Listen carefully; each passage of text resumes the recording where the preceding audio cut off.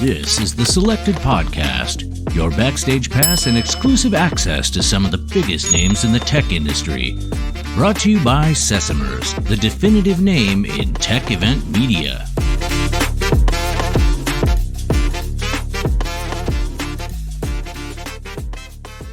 Hi there, this is Ben from Sesamers, recording live from the SIA Startups at SIA Paris 2024. We're diving into conversations with industry leaders who are shaping the future of food innovation. I'm excited to be joined by Paul Le, CEO of LaBelleVie. Under Paul's leadership, LaBelleVie has become a leading player in the quick commerce space, standing out in a highly competitive market and recently making headlines with its acquisition of Frichti. Hi Paul, how are you doing? I'm good, thank you. Fantastic today. Thank you for taking the time and joining us today. You're welcome. Can you tell us a bit about your background, what you were doing, and how you started LaBelleVie? Well, my background, I work into a 3D printer industry. And before that, I was in the payment industry. And before that, I was selling websites. Okay. So at what age did you start selling websites? As soon as I can.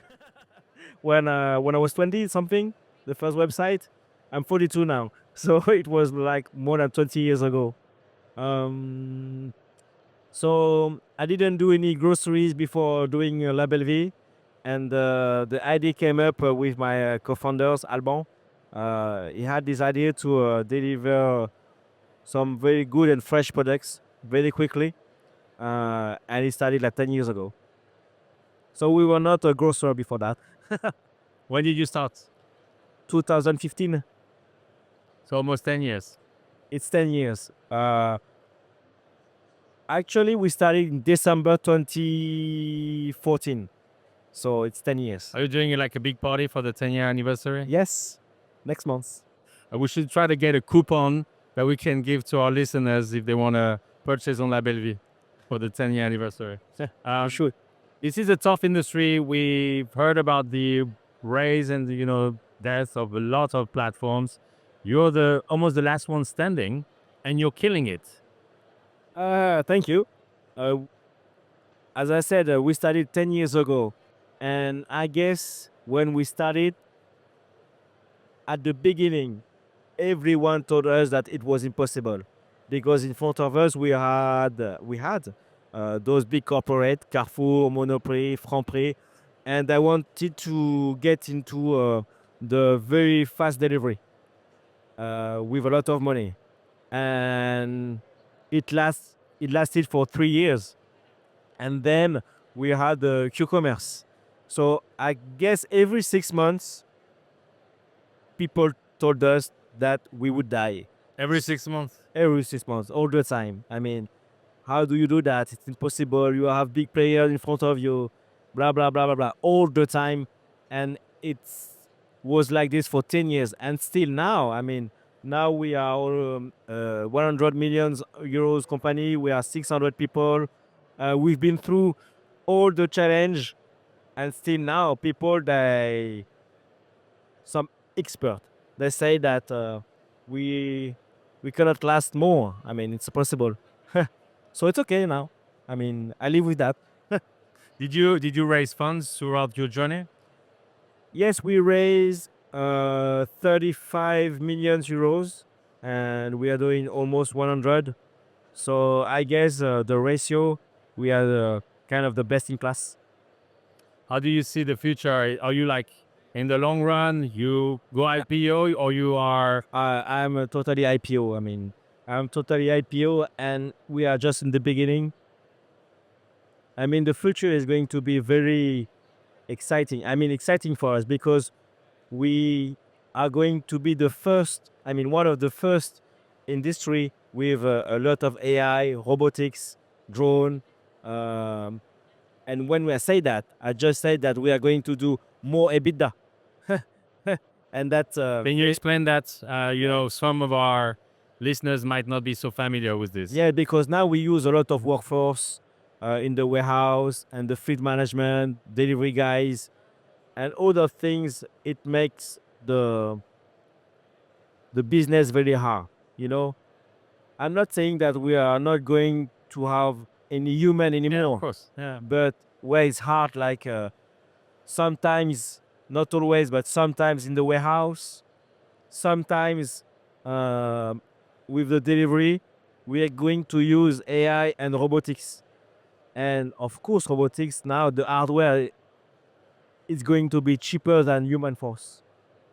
So it's going to be more efficient, and we are going to do more margin, and we are going to be the first generation that use robotics, like in the movie. So it's very exciting. Yeah. Can you tell us, I didn't really plan to ask you this question, but since you're mentioning the workforce, how do you handle it? There's been a lot of debate around the gig workers in this particular field. We manage it because we know who and where to hire people. It's the first things. It was not an easy way. It took us like maybe 5 years to understand that. And the second thing is that we use our own software to manage all the people. And when you get into LaBelleVie, you are at your first minutes under data. And it's easier, it makes easier for us to manage people.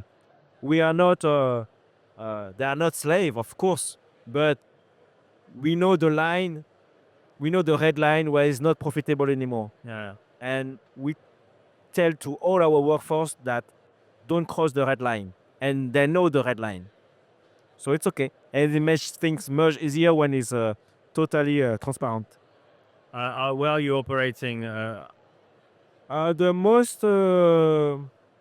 biggest operation is in Paris. We have the biggest warehouse in Paris right now, 5,000 square meters in the middle of Paris. In the center. In the center, yes. Not outside, in the center. And this is the only warehouse like this in Paris. There's not two, just one. And this is for LaBelleVie, and we're there for many years. This is and we have two big kitchens, two laboratories where we do meals. Frichti, of course, outside of Paris. One in Montreuil, one in Rungis. The two they are almost 2,000 square meters. And we have two small warehouses in the west of Paris. Do you plan to grow outside in other cities or other territories? Yes, we plan to do that probably next years, but we are not in the rush. We are very patient. You said that we were here for the long run. Yeah. So it's okay. It's okay to take time. We don't want to put company in danger because we want to go too fast. Of course, we are a startup. We want to go fast. But in our market, if you go too fast, you fail. And it has been proven many times those last 10 years. Yeah. You were mentioning the warehouse, and you're mentioning some of the company that died, in that story. They were talking a lot about sustainability. I heard that a lot in the fast, like the delivery space, the food delivery space, that having quick delivery inside the city was a great sustainability move, because people, instead of buying in the shopping mall large quantity of food and throwing it away, they can order smaller quantities more often, and the delivery is done by a bike or something like that. Yeah, When people were telling me this, I was like, it sounds a bit like a bullshit thing, but that was part of the idea of being more sustainable. How do you see it? I guess I'm going to be very blunt, No, please. but it is one of the bullshit to raise money in the PowerPoint. To They have a lot of green bullshit. and impact-driven and green. Of course, they want to put something in the future in your mind, but when people that do the groceries, they just need to find what they are looking for, good, at the good price. Yeah. And if it's fast at your house, it's okay, But You don't play on the fast promise. That's not your. we were fast. Yeah, but I it's not play the with that, same but point. it's the third point. Yeah. I play with the choice, the quality, and the speed. Yeah.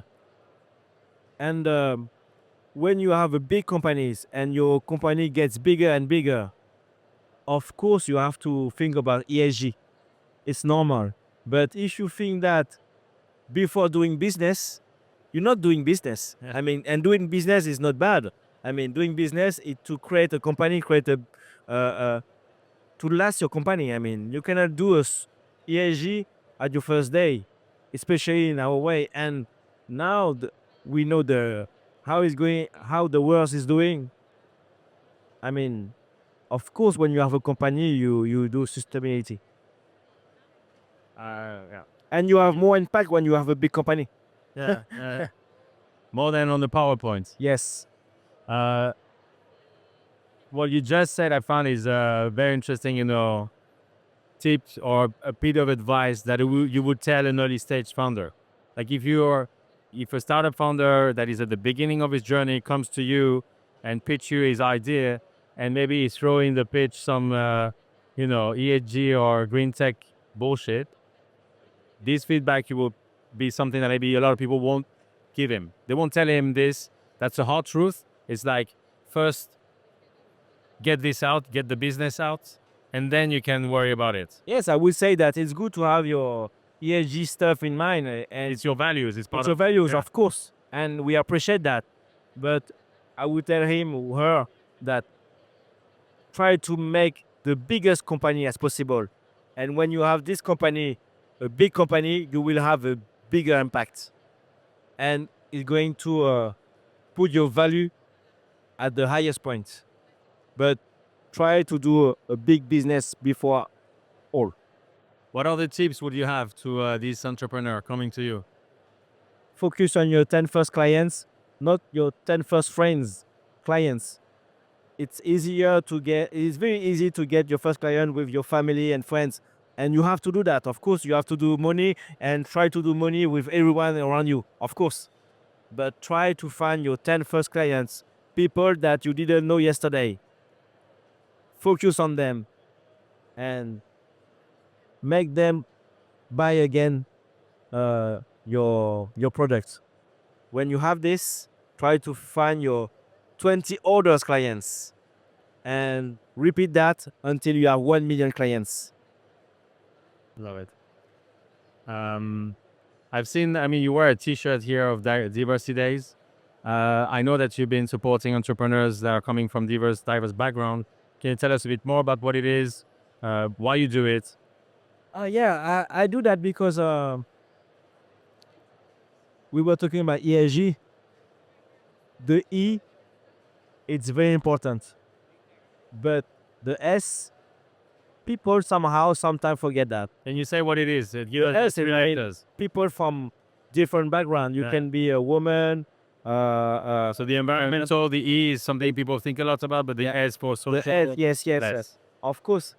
So in France, some people say that it's bad to say that you don't have black people or Asian people in your company. But if you don't say that, you cannot manage that, and you cannot.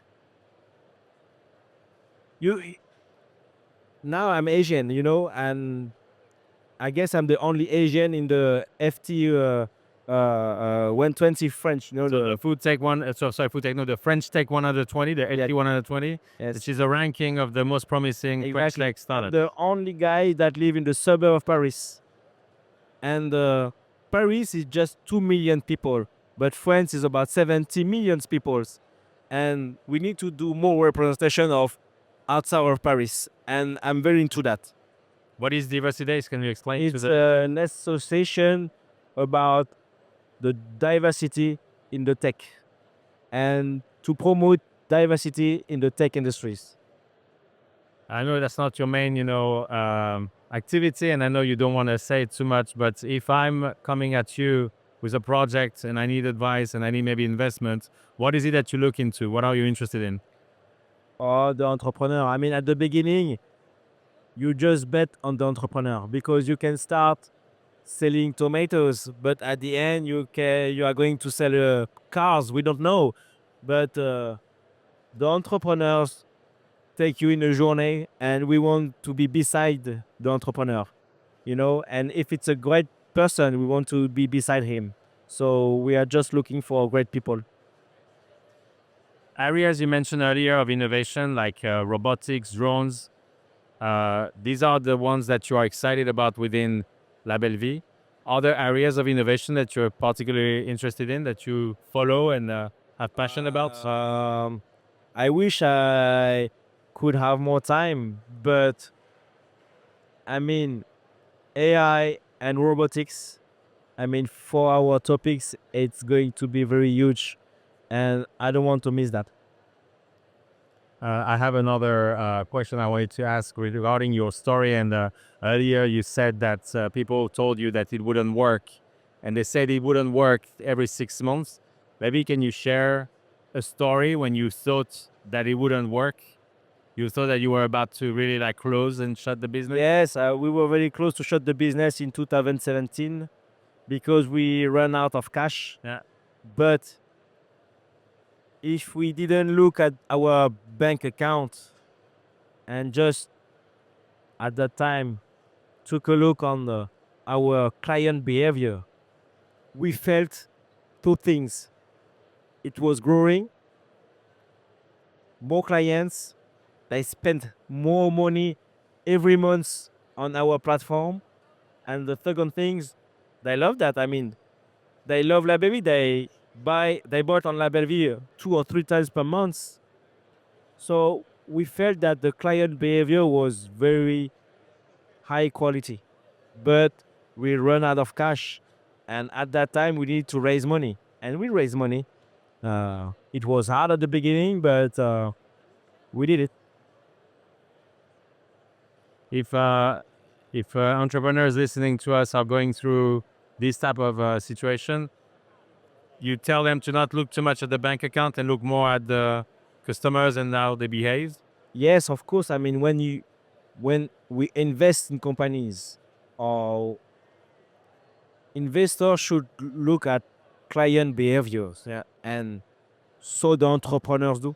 I mean, they need to look only the customers and the behavior of the customers. This is the most important things.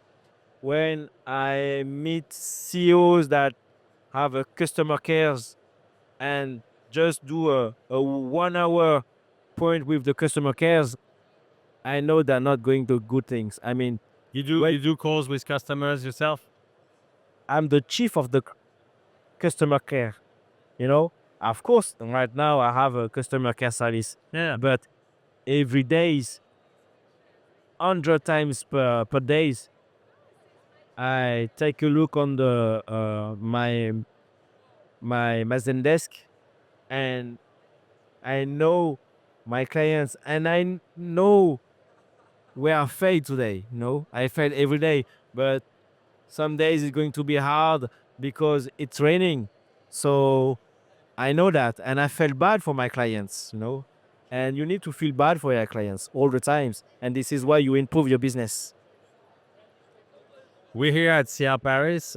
You told me earlier that some of your buyers are scouting around and meeting with your providers and partners.